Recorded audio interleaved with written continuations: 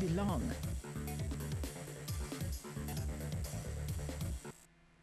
The Chief Executive Officer of the Queen Elizabeth Hospital, Dr. Dexter James, says there are some key business opportunities for Barbados in the area of medical tourism, particularly in the Caribbean.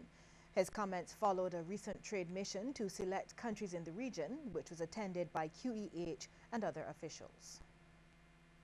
We receive referrals virtually every week from our CARICOM neighbors for care that cannot be provided in country.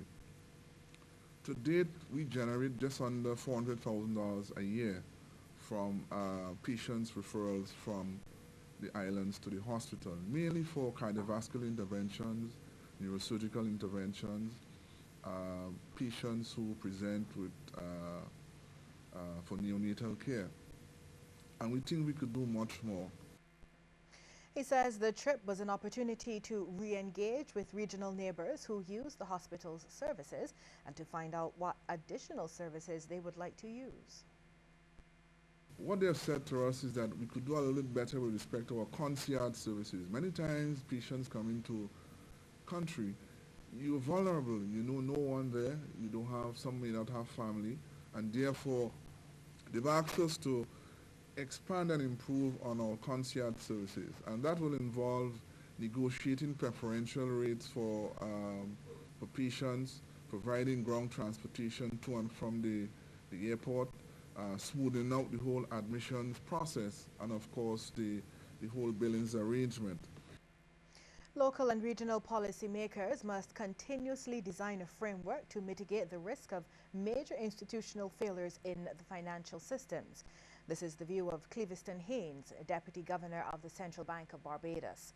He made the comments while delivering welcome remarks at the start of a three-day conference at the Central Bank being held by the Caribbean Regional Technical Assistance Center, or CARTAC.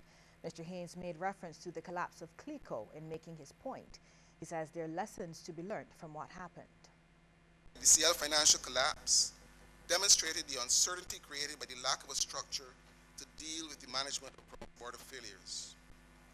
The Regional Financial Stability Report, as you will see, provides some guidance on how the governance for such an architecture may be structured. However, what is equally critical is for each jurisdiction to advance their work on developing their national crisis management plans. The Deputy Governor says significant steps have already been taken to strengthen the financial systems. Well, here's a look now at how stocks traded on selected exchanges across the region today.